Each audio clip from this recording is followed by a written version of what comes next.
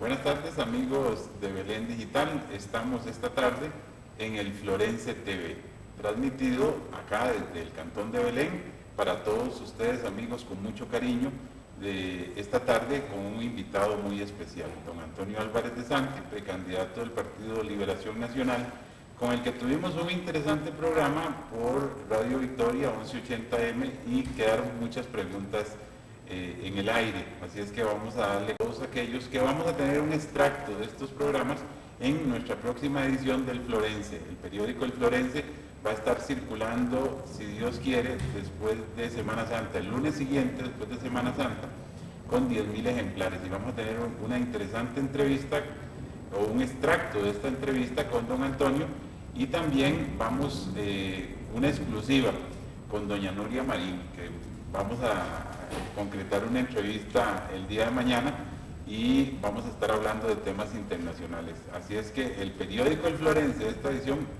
que viene va a estar de lujo. Búsquela a través de los muchachos de las diferentes fundaciones que lo venden para ayudarse con la rehabilitación del alcoholismo y las drogas.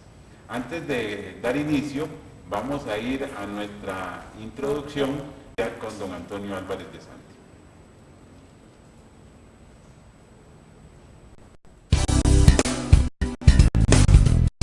Buenas noches. Grupo Informativo El Florense y Belén Digital tiene el gusto de presentar El Florense TV.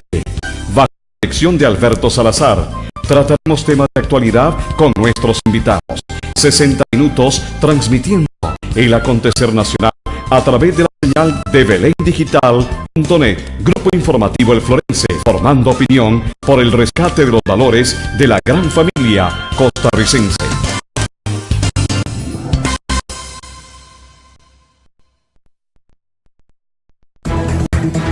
Grupo Informativo El Florense y Belén Digital aclaran a todos nuestros televidentes que no se hacen responsables de las manifestaciones, opiniones y comentarios que los entrevistados o participantes emitan en su condición personal. De igual forma, los participantes son advertidos de nuestra censura previa.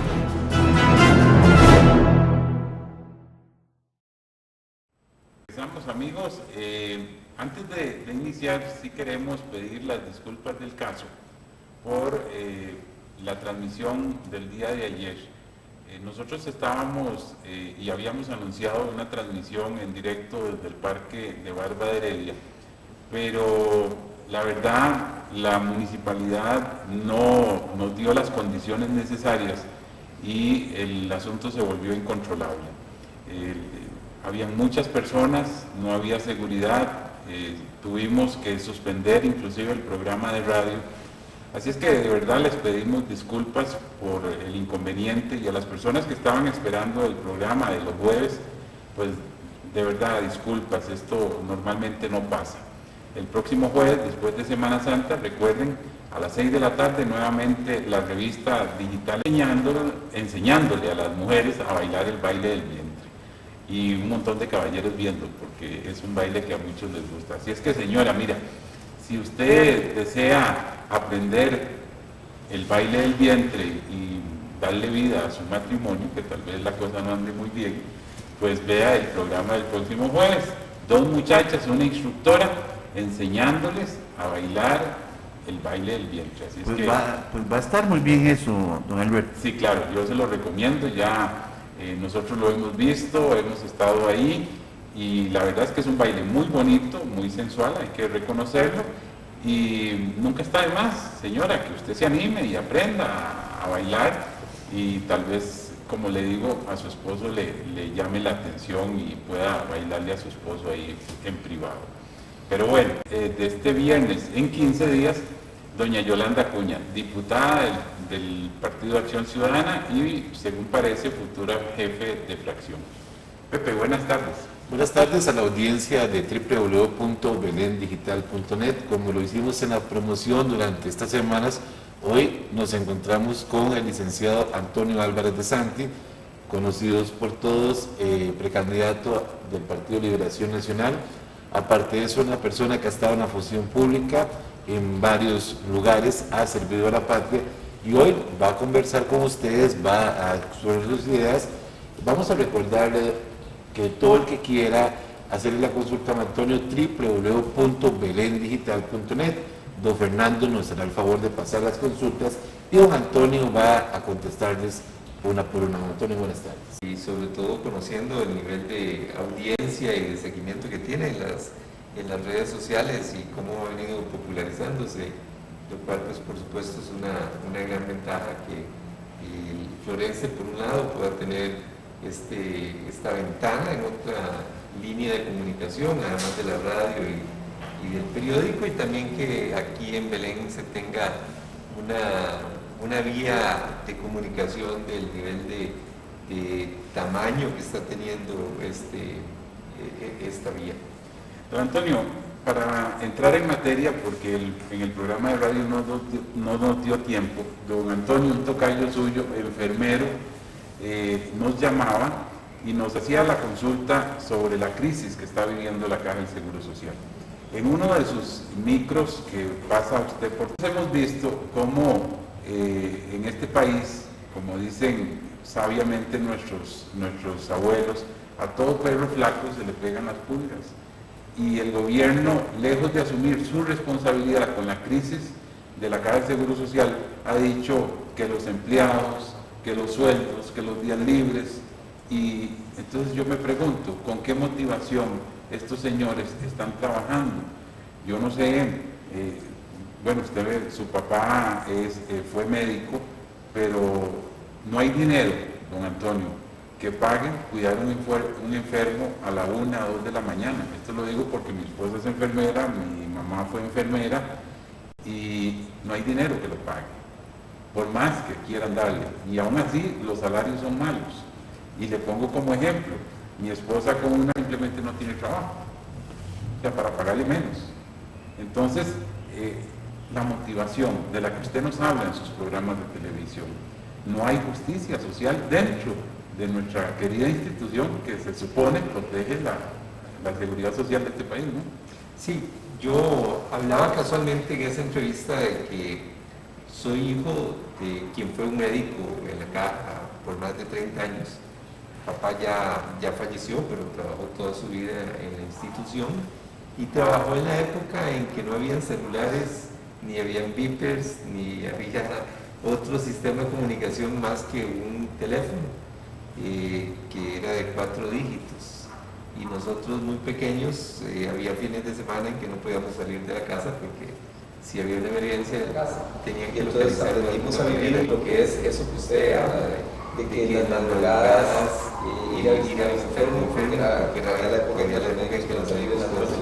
Si alguien se enfermaba, llegaban a la casa a tocar la puerta a las 2 o 3 de la mañana y papá se iba con su maletín a hacer la visita médica en el vecindario, que hoy en día ya no se puede hacer. Que por cierto, le agradecí mucho a una colega de ustedes, a doña Amelia Rueda, que cuando papá falleció, contó que varias veces llegó en la madrugada a su casa en la ciudad de Calderón Muñoz a visitarlos, porque había un hermano o alguno de la familia que estaba enfermo y ella lo recordaba.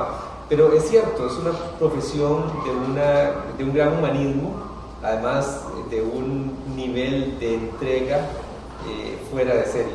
Yo sufrí un accidente que me tuvo internado en un hospital por casi 2 semanas y fui sometido a varias operaciones, y mi esposa denominó a todos los equipos de enfermería y a todas las enfermeras y auxiliares como ángeles terrenales, porque se requiere una vocación para poder hacer eso. Si uno puede ser abogado, puede ser ingeniero y puede tener o no la entrega total, pero en ese campo de la medicina, de la enfermería, de lo que significa este cuidado hacia la gente, se tiene que tener una gran vocación, porque las situaciones que se viven son muy duras y muy difíciles, y en ese sentido es injusto que se le quiera cargar la mano con la crisis de la institución a los funcionarios de la institución. Los funcionarios no son los culpables de que el Estado no esté pagándole a la Caja. Los funcionarios no son los culpables de que el anterior presidente ejecutivo, don Eduardo Dorian, perdonara 97.000 millones de colones en intereses que tenía que pagarle el gobierno, ni son los responsables de que se aumentara la planilla desmedidamente. Y es injusto decírselo. Yo lo que sí creo es que probablemente dentro de todo este ambiente muchos funcionarios de la institución han ido perdiendo ese sentimiento humanista y a veces el asegurado no recibe el trato que merece en términos humanos. Y creo que ahí el funcionario de la caja sí debe volver a tener esa actitud de servicio al cliente, humanista, ¿verdad? Porque el que tiene un familiar en un hospital no lo tiene porque quiere, ¿verdad? Y llega preocupado para saber cómo terminó una operación, qué ha pasado, y a veces las personas no pierden ese don de gente. Me parece que ahí es donde sí debemos de lograr que vuelvan a tener los funcionarios de la institución esa misma mística, pero no puede ni por supuesto ni siquiera insinuarse que la crisis de la institución es responsabilidad de los trabajadores. Don Antonio, otro tema que nos quedó en el aire y queremos evacuar estos para pasar ya a otro capítulo de la entrevista, pero las multas de tránsito, bajo el entendido de que hay irresponsabilidades que no podemos permitir, como el consumo de licor, como la velocidad excesiva, pero hay otros temas, como por ejemplo una luz quemada con multas de 200.000 colones, o el no usar un cinturón con multas altísimas, donde son inalcanzables para la gran población. O sea, no son diputados los que están manejando, porque la gente que está en gobierno usa hasta choferes. Son personas comunes y corrientes que ganan 160 a 250.000 colones. Y si les dan una multa de 200.000 colones, ¿qué come la familia esa semana? O sea, seamos conscientes de que vivimos en un país donde la gran mayoría gana menos del mínimo inclusive. Bueno, es que en el país tenemos un problema tan serio que a veces cuesta entender cómo los ticos hacemos eso. Pasan, creo que son 30 años sin modificar la ley de tránsito, con multas de 5.000 colones por casos serios, y de un momento a otro damos un brinco y entonces pasamos a los 300.000 colones de multas, ¿verdad? Sí. ¿Cómo puede ser posible que como país no podamos ir teniendo un proceso de aumento paulatino de las multas y no durar 3 décadas o casi 3 décadas sin aumentarlas y después dar un brinco de esa naturaleza? Don Antonio, resulta que no se trata solo de las multas, sino en los periodos que usted nos está diciendo, es cierto, subió de 5.000 a 300.000 una multa, pero ¿por qué el gobierno no se ha preocupado por fomentar la educación vial en las aulas? Claro, ¿por qué no empiezan a corregir al futuro conductor? Ya conductores mareados, por decirlo así, será muy difícil, pero aquel que está entrando al kinder podría ser un buen plan para que tenga una educación vial acorde como lo hacen en Europa, que ya hay una responsabilidad de parte de todos. Claro, no, y tal vez no fui claro en la idea. Yo no estoy patrocinando que estas multas lleguen a esos niveles. Lo que estoy diciendo es que cómo es posible que demos esos saltos y duremos 30 años, digamos, tarde, y después pegamos un brinco de esa naturaleza, cuando deberíamos de haberlo ido haciendo paulatinamente cada 3, cada 4 años. Yo coincido con usted, y por eso hay algo que a mí me gusta del sistema actual, que es el sistema de puntos. Porque si usted va con los puntos y llega a un número determinado, pierde su licencia. Pero eso no es un único caso aislado, es que usted incumplió varias veces las regulaciones de la ley. Yo sí creo que hay que disminuir las multas, sí creo que tienen que ser severas en el caso de conductores que consumieron licor en exceso de velocidad y en una serie de las benditas carreras o piques, como se dice popularmente.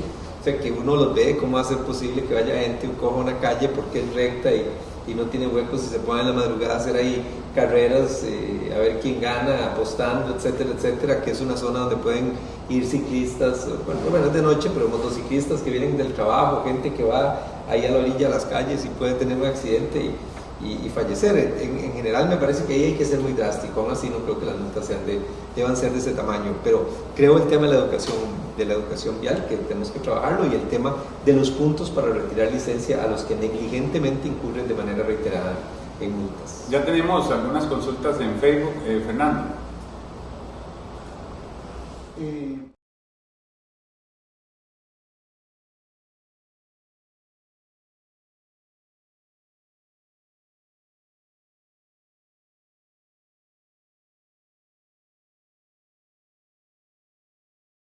Me cambió la vida. La verdad, debo decirle que después de haber estado cerca de la muerte, lo cual es doloroso tener que comentar que tuve esa vivencia, y que realmente fue un milagro que pudiera continuar con vida, porque cuando un ciclista choca con un tráiler, la estadística es que el ciclista muere. Y la verdad, yo debo decirle que nací de nuevo, que fue un milagro y la mano de Dios la que me ayudó y me salvó. Y la verdad me ha vuelto una persona que amo más la vida, disfruto más la vida, disfruto más los ratos lindos, las cosas bonitas de la vida. Me angustio menos como lo hacía en el pasado y tiendo a ser una persona más paciente. Antes era tremendamente impaciente, quería toda la perfección en el menor plazo posible de tiempo. Hoy en día soy una persona más paciente, entiendo más a las otras personas. Antes yo era muy inflexible en aceptar errores de terceros y por supuesto los propios. Hoy en día soy una persona más tolerante y eso por supuesto creo que me ha hecho ser más feliz. Valoro más las pequeñas cosas. Aprendí a valorar que lo que era poder levantar mi pie 1 centímetro del suelo, después 2 centímetros, después 3 centímetros, o poder doblar mi muñeca tan siquiera unos pocos grados para poder ir retomando el movimiento. Entonces aprendí a valorar lo importante que son esos pequeños triunfos y esas grandes conquistas, por pequeñas que sean, y nos unió más como familia. No quiero extenderme mucho en la respuesta, pero es un tema muy sensible para mí. Ver a mi esposa y a mis 2 hijas estar a mi lado durante todo el proceso, desde que entré al hospital, a la sala de emergencias, hasta que ya logré caminar nuevamente de manera normal. Ver a mis 2 hijas y a mi esposa dedicadas de lleno conmigo, los días de Navidad, mientras estaba yo en condiciones en donde me tenían que levantar de la silla de ruedas porque yo no podía valerme por mí mismo, me tenían que bañar, me tenían que rasurar, me tenían que dar de comer. Yo no sostenía una cuchara porque me había quebrado ambas manos, no podía sostener un tenedor. Y ver a mis hijas y a mi esposa entregarse a mi cuidado sin nunca una mala cara, sin nunca decir que por qué papá, nosotros aquí en diciembre, en lugar de estar en una fiesta o paseando, tenemos que estar aquí viendo a ver cómo bañamos a papá, ¿verdad? Cómo lo vestimos, cómo lo rasuramos. Eso me sirvió para valorar la dicha de haber podido tener esas 3 mujeres, como les digo, a mi esposa y mis 2 hijas, y ver su nivel de amor y de nobleza y de entrega para la familia. Don Antonio, una experiencia que lo acerca a usted más al diario vivir de la mayoría de los costarricenses. Bueno, usted tuvo la bendición de tener personas a su lado y tal vez, ¿por qué no decirlo?, hasta recursos económicos. Claro. Pero la gran mayoría de las personas sufren calamidades y tienen que enfrentarlas a la mano de Dios, por la bondad única y exclusivamente de Dios. Está nuestro sistema social colapsado, las ayudas se multiplican solo en campaña política. ¿Qué haría usted para ayudar a este gran anillo de pobreza que lamentablemente cada vez es mayor y que muchas personas sufren situaciones dificilísimas con hijos que tienen alguna enfermedad o sufrieron algún accidente? No, sin duda yo tuve la suerte de que tenía un buen seguro médico y lo tengo todavía, y de que por la situación económica familiar tenía la posibilidad de que me atendieran y me dieran la terapia en mi casa 2 veces al día. Pero viví de cerca la experiencia de muchas personas que tienen que esperar a que les recoja una ambulancia y pase por varios enfermos que requieren rehabilitación, y hasta que no han recogido a todos no los lleven al Senare, y hasta que todos no terminen la rehabilitación no se pueden devolver a su casa, y muchos entran desde las 5 de la mañana, están listos para que pasen por ellos, tal vez en una silla de ruedas, tal vez en muletas, tal vez con un impedimento temporal o hasta permanente de carácter físico, y llegar y que se les dé la terapia, esperarse 2 o 3 horas para que los compañeros del viaje y de la ambulancia terminen y hasta después llevarlos a su casa.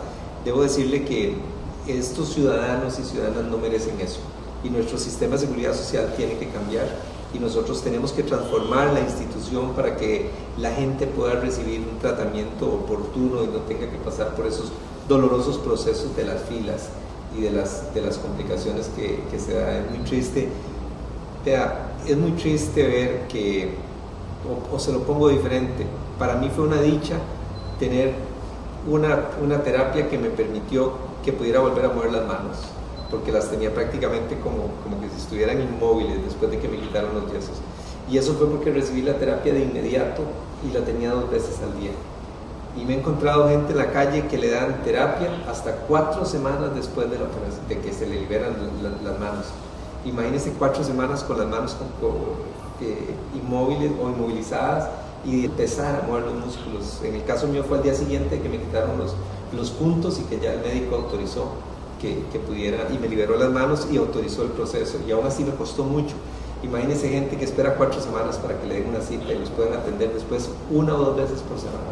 O sea, ese proceso hay que revertirlo, y lo triste es que Costa Rica fue pionero en todo el desarrollo de la seguridad social en América Latina, y hoy en día vamos para atrás por errores en las políticas de quienes han administrado la institución. Don Antonio, hablemos entonces de la economía. En este país, unos muy estudiados, otros tal vez menos, pero todos sabemos de economía, desde la mamá que de un huevo tiene que hacer 3 tortas, hasta usted que es empresario, y usted sabe que cuando una empresa anda mal, cuáles son las medidas que tiene que tomar. Yo, al igual que usted, soy empresario, y desde mi pequeño negocio sé cuándo tengo que ajustar y de dónde tengo que recoger cuando hay una crisis. Pareciera que el gobierno no lo sabe hacer, y pareciera que apuestan por un paquete tributario cuando todas las estadísticas nos dicen que si cobran bien lo que hay, no necesitamos más impuestos. Impuestos que al fin y al cabo, aunque nos digan que son progresivos, simplemente están lastimando a los más pobres. ¿Por qué? Porque el IVA lo pagamos todos, y esos todos si no evadimos impuestos. Don Antonio, sinceramente, ¿es necesario el nuevo paquete de impuestos? Usted como empresario, si estuviera en la silla presidencial, ¿no cree que puede ajustar ese presupuesto de manera que alcance y dejar de despilfarrar lo que se está despilfarrando y cobrar lo que no se está cobrando, don Antonio? Sí. Analizando la pregunta suya desde el inicio, con los diferentes enfoques que usted señaló, yo empezaría con lo siguiente. Primero, el gasto público.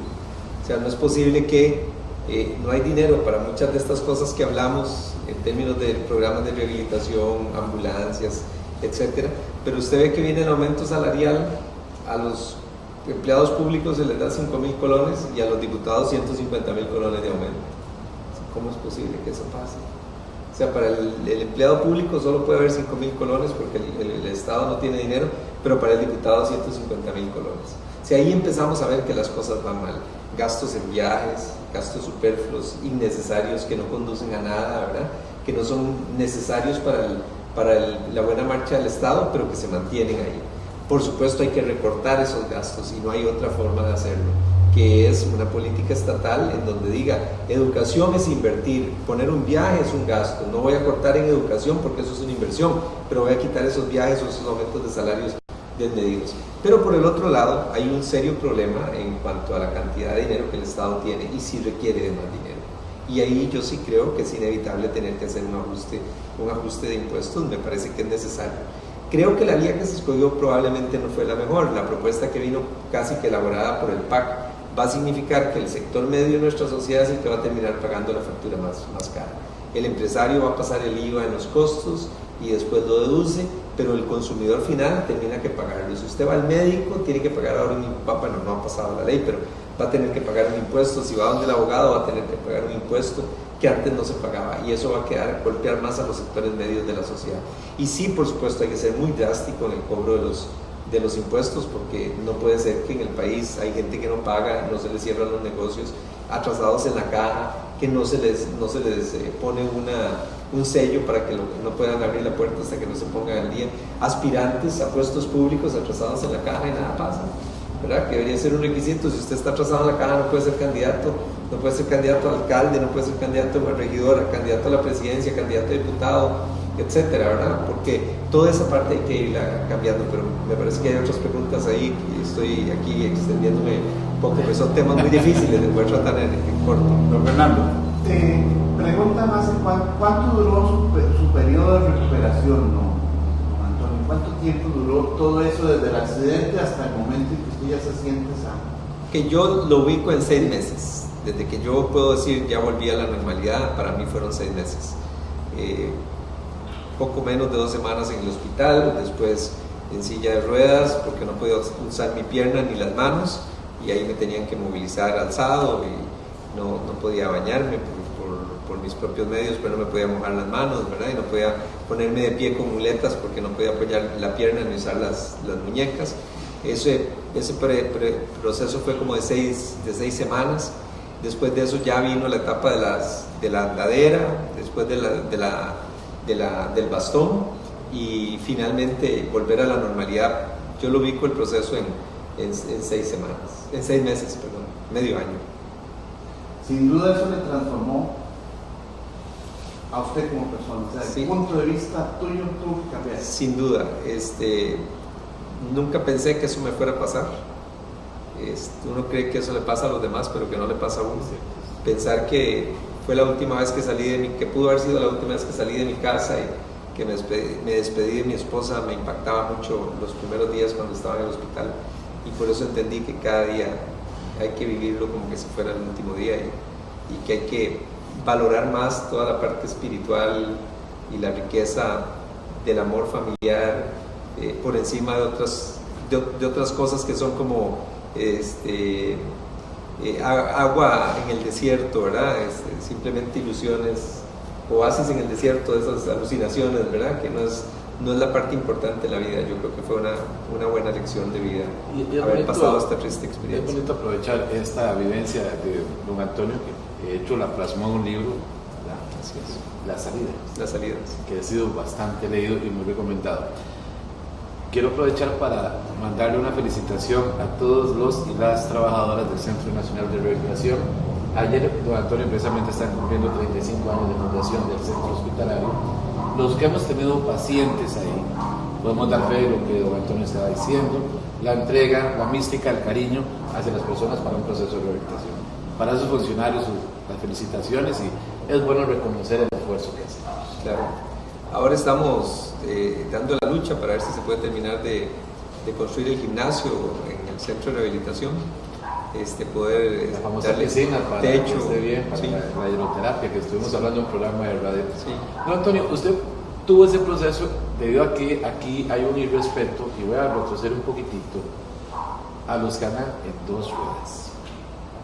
Cuando usted viene de Punta Arenas, ve los montones de gente que utiliza la bicicleta o la motocicleta para su traslado.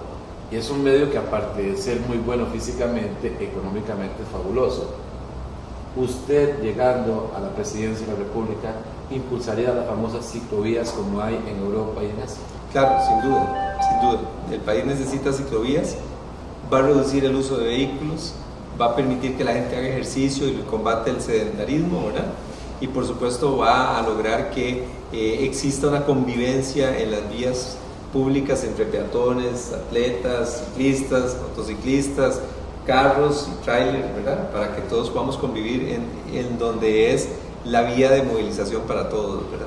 Ojalá pudiéramos tener aquí una cultura como la de Dinamarca. A mí me sorprendió ver en Dinamarca, en Copenhague, mujeres embarazadas en bicicleta directo a su trabajo, y corren menos peligro en una bicicleta que en un carro, porque el índice de accidentes en bicicleta es mucho menor que el de accidentes en vehículos. Parece mentira, ¿verdad?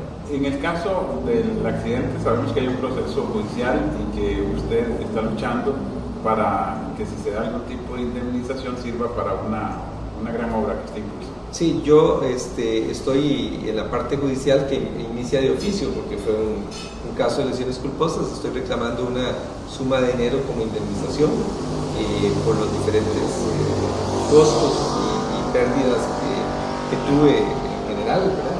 Y sí, esa suma de dinero, cualquiera que sea la que me corresponda recibir, va a ser para el Centro Nacional de Rehabilitación. Ojalá que sea mucha, para que le llegue al Centro Nacional de Rehabilitación una buena suma de dinero. La verdad, la mejor indemnización que yo he tenido es poder seguir vivo, así es que no hay suma de dinero que compense el sufrimiento que pasé, el dolor de la familia, y creo que ese es un granito de arena para ayudar a personas que algunas no han tenido la dicha de algunos de nosotros, que por dicha hemos logrado salir adelante, y muchas quedan con unas lesiones de carácter permanente, y ojalá que podamos tener un buen reclamo económico para entregárselo al Senado. Voy a volver a la pregunta de don Alberto en cuanto a la situación fiscal del país, y vamos a introducir en lo que don Antonio nos ha hablado en sus cortos televisivos.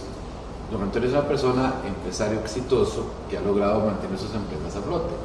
En unos cortos usted nos explicó a todos los costarricenses cómo tiene que llevarse el liderazgo, cómo tiene que estar la toma de decisiones para poder sacar el barco a flote. Pregunto, ¿qué es lo que sucede y por qué no toma decisiones en este país para que este barco, el de todos nosotros, salga a flote? Número uno, ¿tendrá Antonio Álvarez de Santi la fortaleza, la capacidad y la tranquilidad para llevar en sus hombros un país que está bastante golpeado y que necesita una terapia parecida a la que usted sufre? Sí, en realidad nos hemos vuelto un país muy flojo para tomar decisiones. La tónica es, mejor yo no decido, y como que si no decido se arreglaran las cosas solas. Y no hay nada peor que la indecisión. O sea, usted puede equivocarse tomando una decisión, pero eso es mejor que no decidir. Y yo ponía el otro día el ejemplo en un micro de un portero. Le van a tirar un penal y si se queda pensando si se lanza a la derecha o a la izquierda, cuando se dio cuenta ya le metieron el gol. A ver, ya no metieron 2 así por indecisión ayer, ¿verdad? Si el portero se juega a la esquina, dice, me lanzo a la derecha, y la bola iba por la izquierda, fue una decisión equivocada y fue gol. Pero eso es mejor que quedarse en el centro pensando. Pero los costarricenses pensamos, con el ejemplo suyo del portero, que lo que nos están metiendo más bien son un montón de goles. Porque sí, por más indecisión, el gobierno nos mete unos golazos y el golón, Antonio. Sí, pero hay goles, no me refiero solo en términos de gobierno, sino en términos de la política y del sector público, goles de corrupción, goles de ineficiencia que no debemos de seguir tolerando. Pero hay que decidir. Y en el sector privado, yo como empresario, si no hubiera tomado decisiones, no hubiera salido adelante. Y he tomado decisiones en las que me he equivocado, pero no me arrepiento de haber tomado la decisión. Es peor no haber decidido. Y últimamente estamos en una situación de falta de decisión, ¿verdad? Falta de muñeca dura y fuerte y de firmeza para decir esto es lo que hay que hacer, y eso nos está perjudicando mucho. Porque estamos dando la impresión de que en el país no hay liderazgo, de que aquí no sabemos para dónde vamos, de que se piensan demasiado las cosas para decidirlos. Mire, si hay un incendio, usted no tiene tiempo de pensar, usted tiene que decidir y actuar. Boto la puerta, meto la manguera, tiro el agua y no se puede quedar indeciso. Y en mucho en el país estamos teniendo un incendio. Amigos, estamos en el Florense TV esta tarde o noche ya compartiendo con don Antonio Álvarez de Santi, precandidato del Partido Liberación Nacional. Tenemos unas consultas ya vía Facebook, pero vamos a ir antes a un breve corte comercial y ya regresamos. Muy cerca de su casa está su centro comercial La Ribera, con los comercios más especializados en restaurantes, bancarios, supermercado, librería, boutiques, paquetería, tiendas y entretenimiento infantil. Además de servicio en salud como farmacia, clínicas estéticas y dentales y óptica, amplio parqueo y alta seguridad. Visítenos, Centro Comercial La Ribera, 2 kilómetros al oeste del Hotel Marriott en Belén. Teléfono 2239-5005.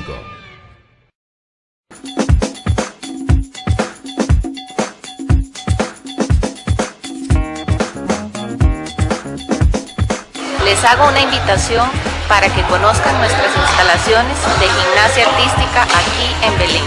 Contamos con un gimnasio totalmente equipado, donde ofrecemos cursos para niños de todas las edades, desde los 3 meses hasta adultos. Está dirigido para niños y niñas. Tenemos cursos todos los días, de lunes a sábado, de 9 de la mañana a 6 de la tarde. Estamos ubicados al costado este del Polideportivo de Belén.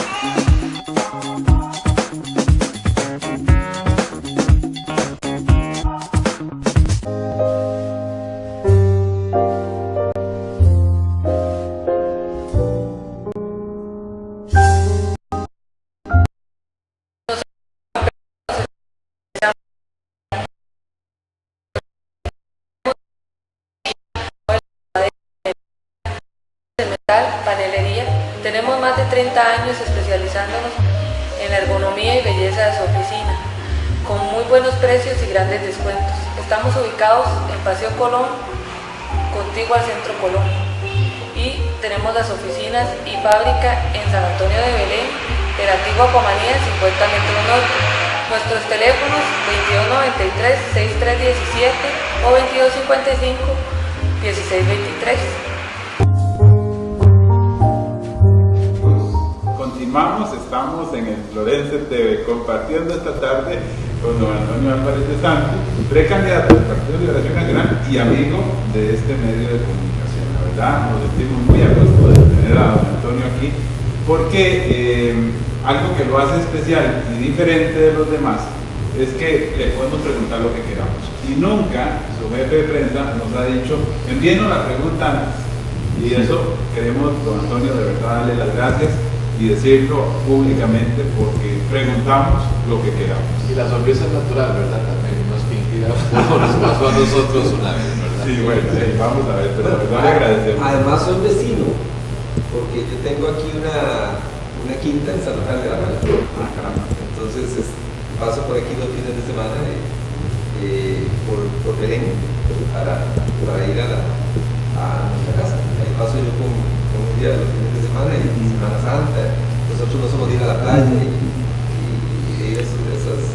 Ya ese dato me lo habían pasado, de que era medio vecino. Antes de responder la pregunta que tenemos pendiente, una pregunta local, ya que nos dice que es vecino de San Rafael. Hay un movimiento en San Rafael Viejo de Agua para anexarse a Belén, debido al abandono que ellos dicen tener de parte de la municipalidad de Alajuela. Como vecino, yo preferiría que sea Cantón, sinceramente. Preferiría que sea Cantón y que se organice como uno de los cantones de la provincia de Alajuela, o si va a anexarlo Heredia, pero sí, no creo que Belén tiene una excelente organización ya, y agregarle un territorio más tan grande como San Rafael es como la Unión de las Alemanias, ¿verdad? Que al final la Alemania federal terminó pagando cuentas muy altas. Yo creo que es mejor que Belén, que San Rafael, de Alajuela se organice como un cantón independiente y pase a tener su propia estructura cantonal, etcétera. Si va a haber un movimiento para que no esté en la provincia de Alajuela porque hay alguna gente resentida o no, ese es otro tema. Yo me siento alajuelense, y lo digo sabiendo que se lo estoy hablando aquí a heredianos, pero me siento alajuelense y preferiría que se mantenga como parte de la provincia de Alajuela. Pero si al final la gente quiere pasar a Heredia, pero que sea un cantón independiente. Una amable televidente nos pregunta que qué haría usted para ayudar a la gran cantidad de madres jefas de hogar o madres solteras. Se habla mucho de dar oportunidades, de dar capacitación, pero lo que hablábamos antes en el programa de radio, llegan a los bancos y si no hay garantía hipotecaria, y subrayo, hipotecaria, no hay un centavo. ¿Qué haría usted para promover verdaderamente eso? A propósito de eso de los bancos, antes de contestarle a la señora sobre la pregunta, en una gira política en la zona sur, entré a saludar en un banco y me vino a recibir el gerente del banco y le hice una pregunta tratando de ser amable, que es como una pregunta natural: ¿cómo está? ¿Cómo le va? ¿Qué tal el banco? Y entonces el gerente me respondió: de ahí, don Antonio, aquí tratando de darle plata a los que no necesitan. Y entonces le dije yo: de ahí, barájemela más despacio, porque ¿cómo es eso de darle plata a los que no necesitan? Entonces me dice: es muy sencillo, yo trato de convencer a los ricos de que me pidan préstamos. ¿Por qué a los ricos? Porque tienen que darme la hipoteca, tienen que darme la prenda, tienen que darme la fianza, tienen que tener flujos positivos de caja para poder pagar. ¿Y eso quiénes son los que lo tienen? Los que tienen plata. Entonces, y son los que no necesitan, o por lo menos necesitan menos. Pero al resto de la gente no le puedo prestar por los requisitos bancarios. Problema que veníamos hablando hace un momento. En el caso de las mujeres cabezas de hogar, primero expliquemos qué está pasando en el país. Hay una cantidad muy grande de hogares que están dirigidos por una mujer como su cabeza.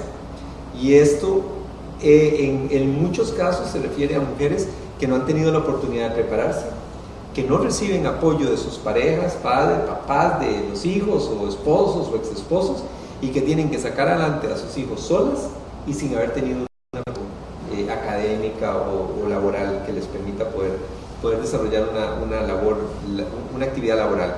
Y entonces eso constituye uno de los círculos más grandes de pobreza. La mujer está sola, vela por los hijos, cuida por ellos, física, espiritual y económicamente, y no tiene cómo salir a trabajar. ¿Cuál es mi propuesta? Y es muy puntual. Con el INA tenemos que abrir programas de capacitación y poner a estas mujeres para que vengan, reciban cursos cortos, cursos de capacitación, para poder prepararlas en diferentes áreas de la vida nacional, en actividades especializadas, técnicas, etcétera, que vaya a tener un nivel de preparación mayor para poder aspirar a mejores salarios. Pero vean, esto no lo podemos hacer si no ponemos guarderías con el INA. ¿Por qué? Porque usted le dice a la mujer, venga, le vamos a educar, el INA le va a dar el curso, no le cobra, y pues, ¿quién de los chiquitos? O el chiquito. Entonces, si usted no le pone un centro de cuidado de los niños, esa mujer no puede ir a capacitarse. Entonces hay que darle la guardería, o el centro de cuidado, o el hogar comunitario, como usted lo quiera llamar. Pero esas mujeres tienen que poder dejar sus niños bajo el cuidado de alguien profesional, técnicamente bien preparado, etcétera, para que estén con el mejor nivel de cuidado.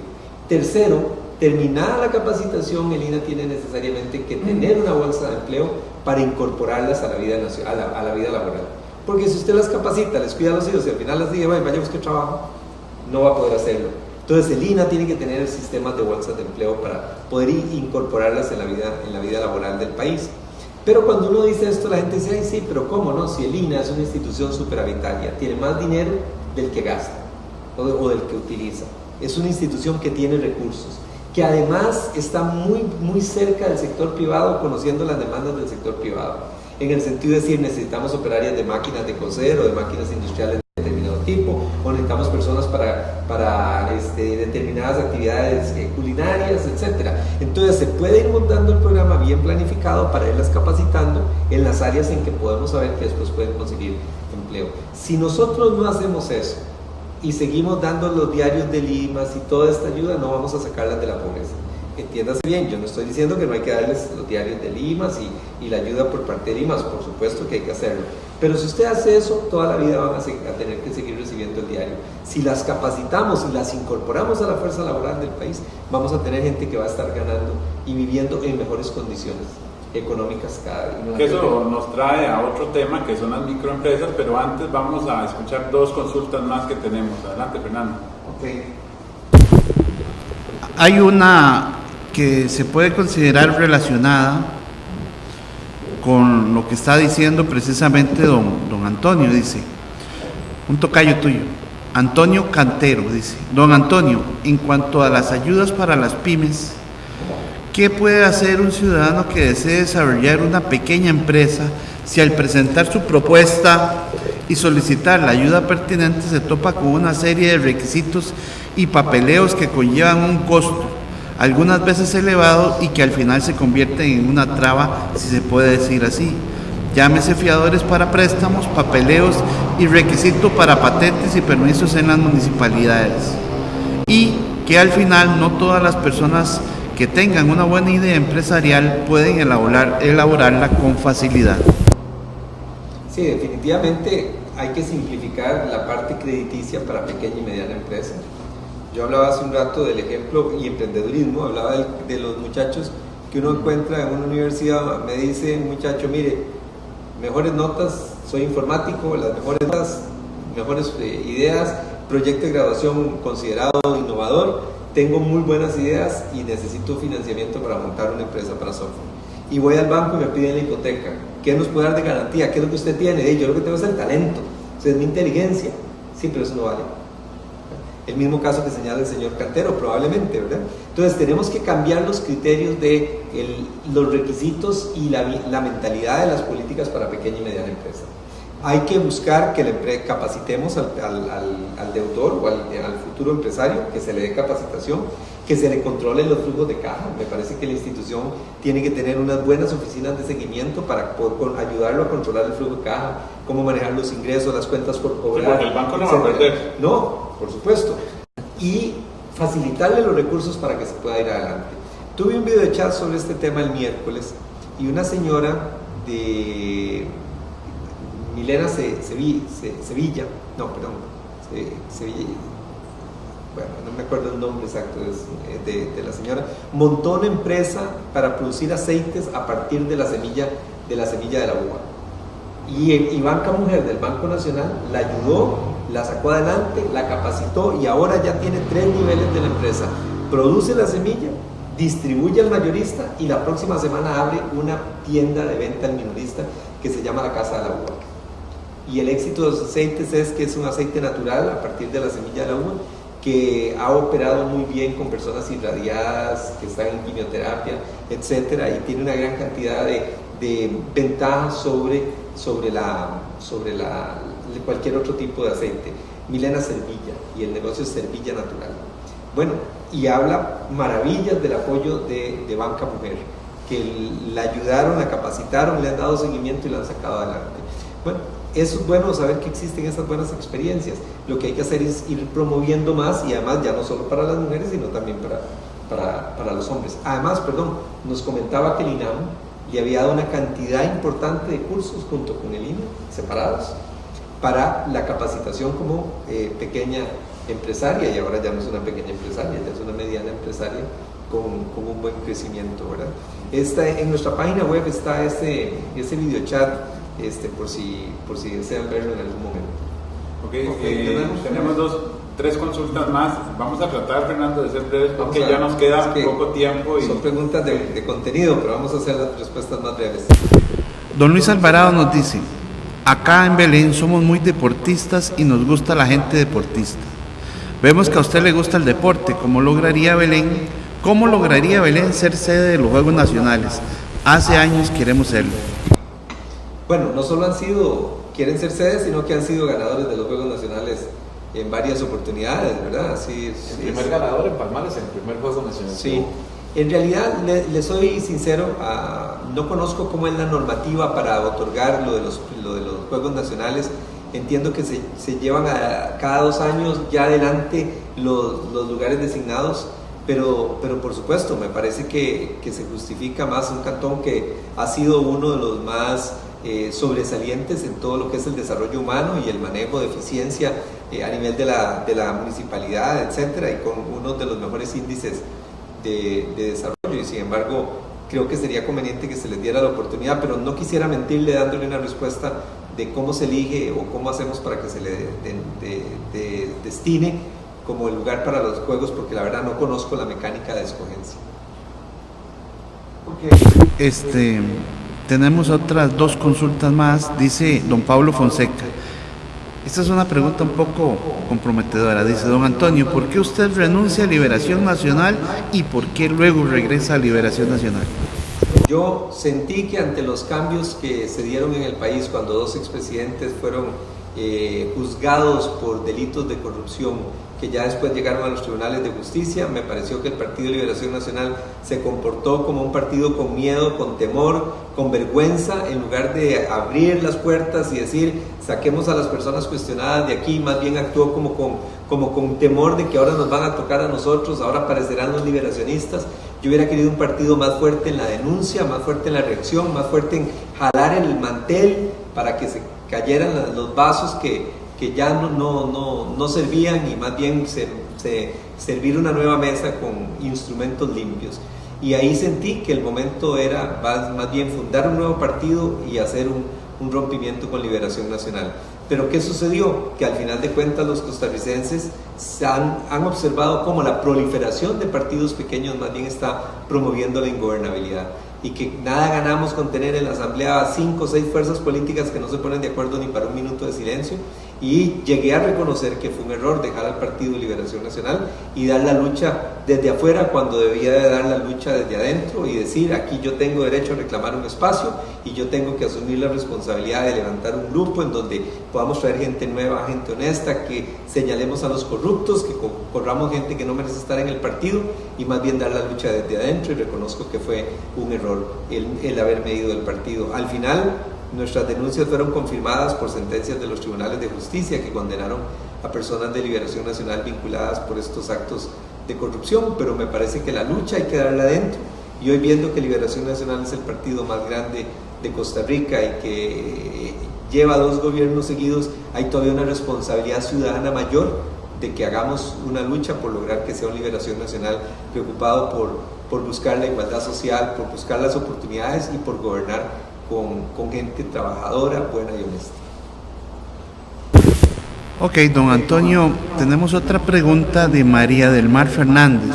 Dice: don Antonio, soy estudiante de la carrera de enseñanza preescolar con énfasis en terapia del lenguaje, pero me siento muy desmotivada ya que el sector educación está saturado y hay demasiadas maestras y maestros sin nombramiento. Pero de igual forma la mayoría de carreras que uno estudia también están saturadas. Entonces, ya no basta ser un profesional si en este país no hay dónde trabajar o dónde desarrollarse. Sí, lo que María del Mar señala es uno de los problemas más serios que estamos viviendo en el país. Uno le dice a sus hijos, hay que estudiar, tienen que esforzarse, tienen que aprender, sacar una profesión o sacar una carrera técnica para que el día de mañana pueda ser alguien y vivir mejor. Los muchachos lo hacen, terminan y no consiguen trabajo. Y entonces todo un esfuerzo y todo un sacrificio hace que al final no se logren alcanzar las expectativas y los sueños que nosotros mismos les dimos a nuestros hijos. Y eso genera un retroceso y un resentimiento social muy grande. ¿Qué es lo que pasa? No es que están saturadas, María del Mar. Lo que es que hace falta abrir más centros educativos y más cursos para poder dar el servicio como debe ser.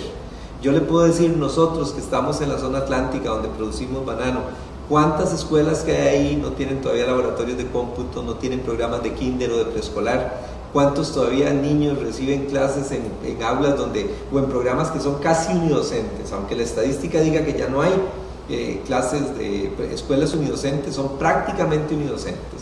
Y en ese sentido, entonces, no es que ya está saturado, es que necesitamos abrir más programas de preescolar con mejores condiciones de infraestructura, etcétera, para poder darle la cobertura a todos los niños que van entrando al sistema. Es como cuando la gente me dice, yo soy médico y no consigo trabajo, porque ya no se necesitan médicos en el país. No es que no se necesitan médicos, es que no se han abierto más plazas. ¿Cuántos CEBAIS están sin médico que llegan una vez por semana? Entonces el problema no es que ya se saturó, el problema es que necesitamos más plazas para dar un mejor servicio. Y eso significa entonces que hay que ver a la educación y lo que se dispone a la educación no como un gasto, sino como una inversión. Un gasto es coger y pagar tiquetes para que funcionarios públicos viajen. Una inversión es abrir más centros educativos para que el día de mañana esos niños tengan mejor capacitación.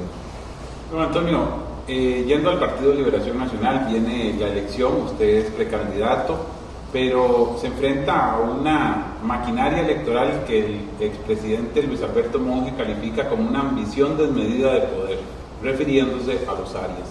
El precandidato también, don Fernando Berrocal, que estuvo acá con nosotros, decía que si se elegía por aclamación a don Rodrigo Arias, él se iba del partido. Y esto ha sido algo que ha promovido el alcalde de Heredia, José Manuel Ulate, donde dice, ¿para qué convención si aquí tenemos a don Rodrigo? ¿Qué piensa usted al respecto? ¿Se dará eso dentro de Liberación Nacional? Bueno, yo creo primero que si usted quiere ser candidato de un partido, tiene que ganárselo con los votos. O sea, no hay otra forma. No, pero yo conozco mucha gente que lo que no gana lo rebata. Por eso, pero si usted quiere ser, es definición de principios. Si usted quiere ser un candidato de un partido para las elecciones nacionales, tiene que ganarlo con los votos. Hace más de 30 años hay convenciones abiertas. El que más las promovió fue Óscar Arias, cuando se enfrentó a Carlos Manuel Castillo, que tenía el apoyo de Oduber y el apoyo de Figueres. Y precisamente surgió como una propuesta del entonces secretario general Óscar Arias. Yo quisiera ver si ahora Óscar Arias cambia de opinión. Pero en todo caso no creo que sea viable. En Liberación Nacional hay un espíritu democrático muy fuerte. Hay una sensación entre los liberacionistas de que el candidato no es una imposición y no es una negociación, sino que es un proceso de elección amplio y abierto.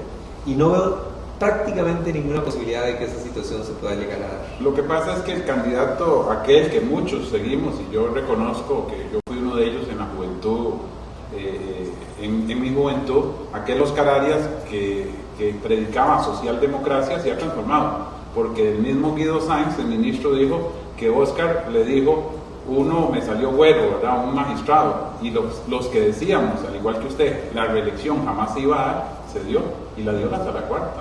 Entonces, yo la verdad tengo mis reservas, don Antonio, de que esto se llegue a dar dentro del partido, máxime cuando ellos tienen la Asamblea Nacional.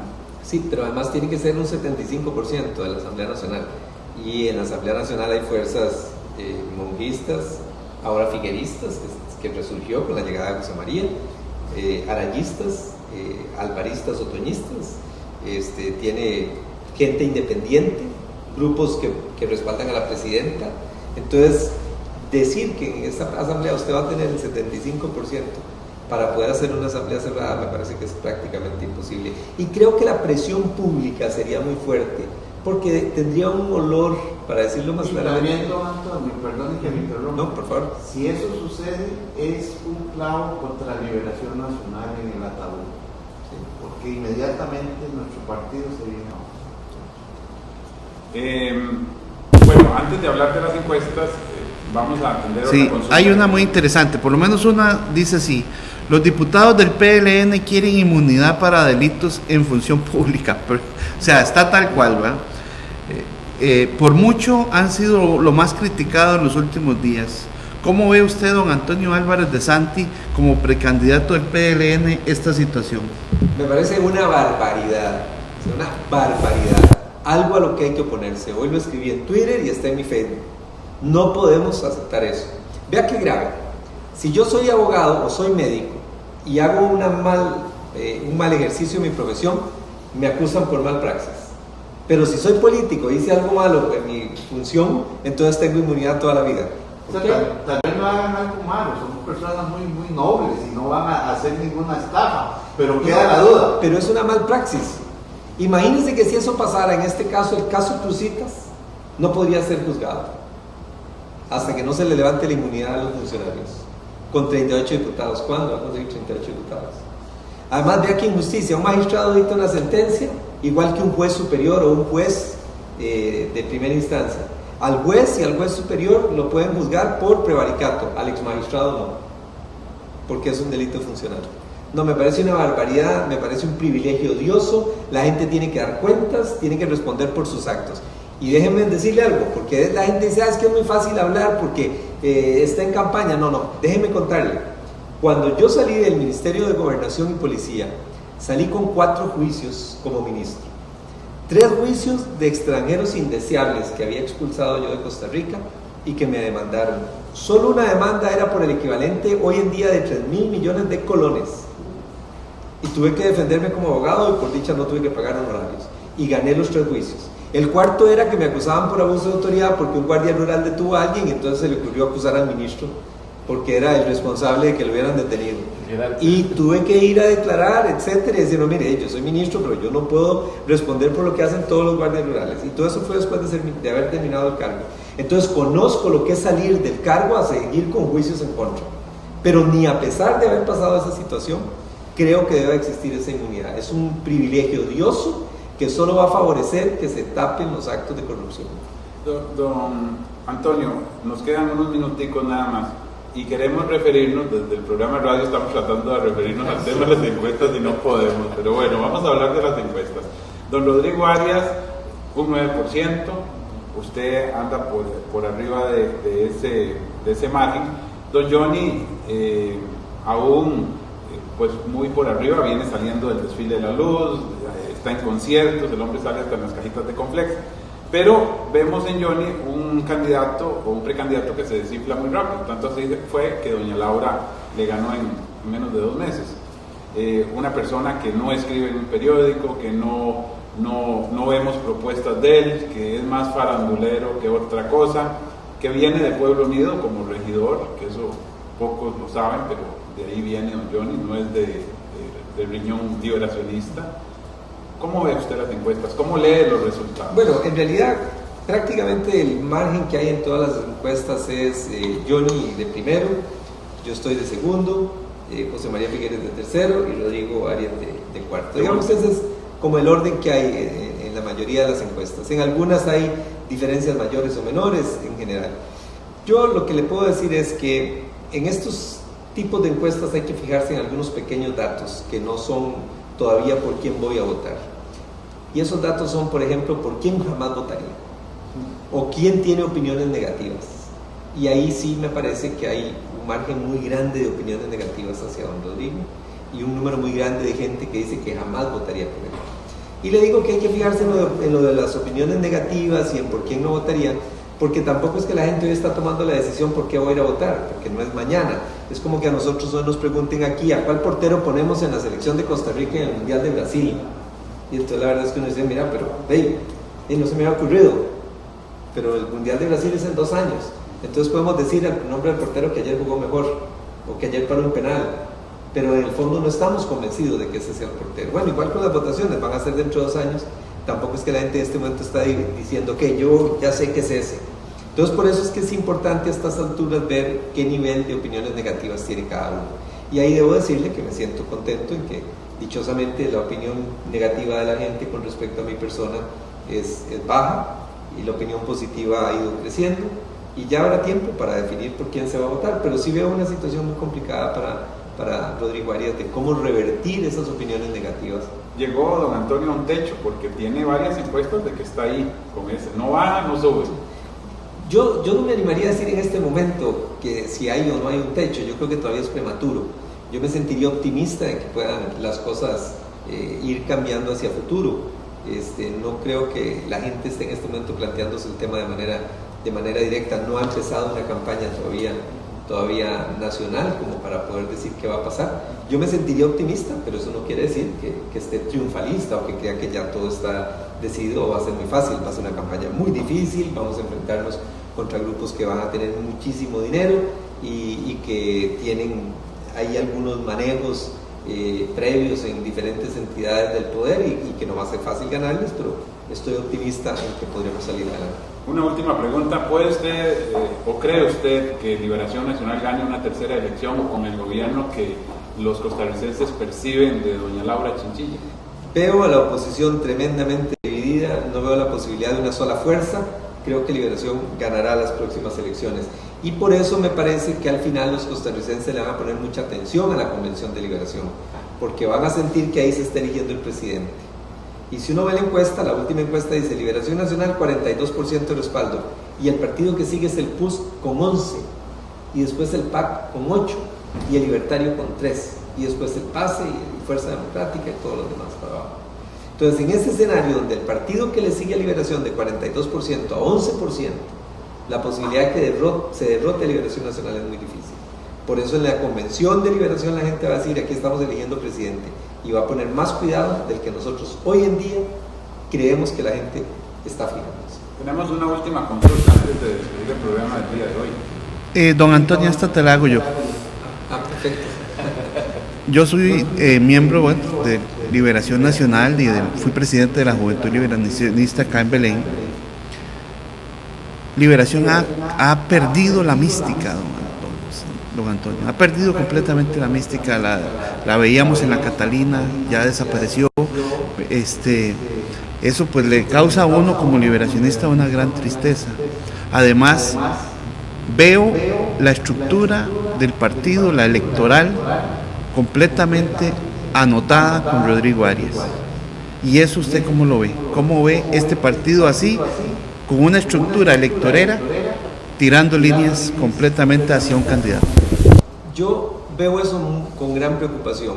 Cuando fuimos miembros de la Juventud Liberacionista, nosotros teníamos ideas, discutíamos, teníamos diferencias. Yo recuerdo cómo nos enfrentamos a don Fernando Bolio cuando don Fernando dijo que había que abrir las universidades privadas y la Juventud Liberacionista decía que no, que tenía que ser la universidad pública. Por supuesto estábamos equivocados, dichosamente vinieron las universidades privadas, pero lo que estoy diciendo es que teníamos esos enfrentamientos. Cómo defendíamos la parte de las riquezas del país, por ejemplo la Isla del Caño, que hubo un movimiento de aquella época y fue fuerte la juventud en defender la Isla del Caño. Y hoy en día veo una juventud más preocupada por ver qué hueso le van a dar, qué puesto agarra, a dónde lo nombran, y con las grandes ilusiones de lado o debajo del escritorio, pero no encima del escritorio. Menos preocupados en qué Costa Rica queremos construir y más preocupados en qué hueso me van a dar. Y yo creo que eso hay que revertirlo. Y tenemos una dirigencia muy buena para pegar banderas, pero muy mala para pensar, para plantear el futuro y para definir qué hay que hacer en Costa Rica. Yo creo que hay que transformar esa dirigencia, y esa que está con don Rodrigo, a mí me parece que es una dirigencia que hay que ir paulatinamente pasándola al retiro, con honores, pero empezar a poner a jugar en la cancha gente de las promesas y empezar a cambiar el equipo, ¿verdad? Yo diría que algunos con retiro y sin honores, pero bueno, no se me va a ir una pregunta. Decía un profesor de universidad y recordando una foto que vi el jueves pasado en la casa de doña Vivian Quesada, que por cierto le manda saludos, estaba usted, estaba su esposa, doña Nuria, y estaba doña Vivian saliendo del pretil de la universidad en un recorte de periódico. Decía, un profesor nos decía una vez, aquí todos los que llegamos como estudiantes somos idealistas, y recuerdo, lo cito por la frase que usted acaba de decir, terminamos siendo grandes capitalistas. Se ha convertido nuestra sociedad en una sociedad capitalista, consumista. Habrá que cambiar nuestra cultura y nuestra sociedad o nuestra mentalidad para no seguir siendo, como decía el Papa Juan Pablo II, el gran mal de esta sociedad es el consumismo.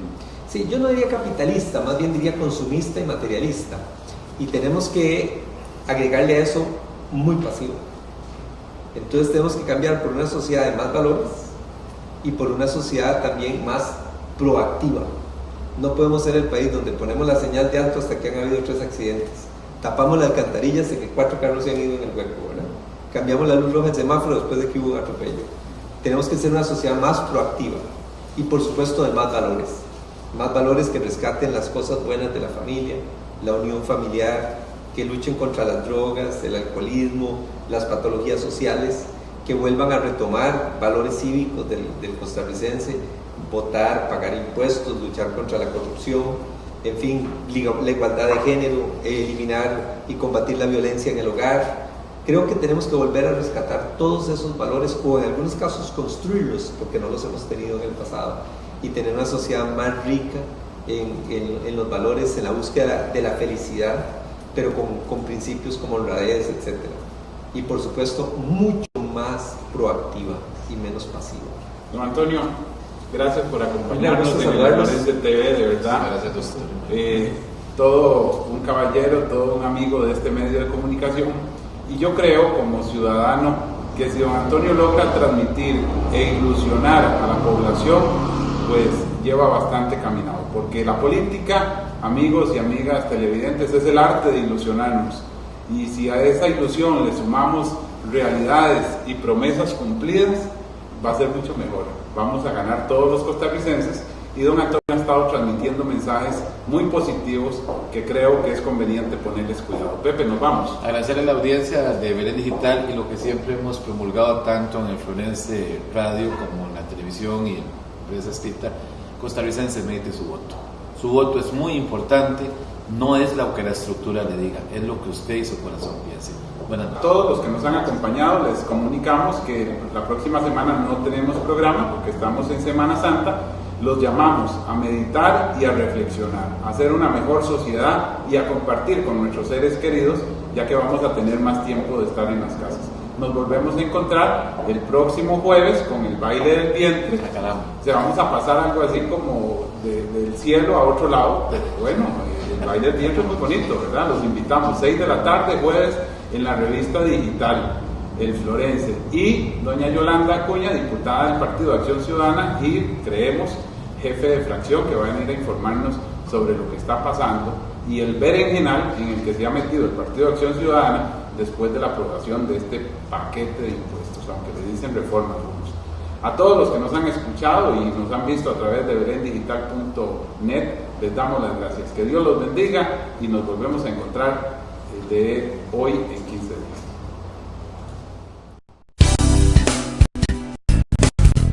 Belén Digital y Grupo Informativo El Florense presentaron El Florense TV. Esperamos que nuestro programa haya contribuido a la formación de opinión en el seno de la gran familia costarricense. Los invitamos a sintonizarnos el próximo lunes al ser las 8 de la noche por belendigital.net.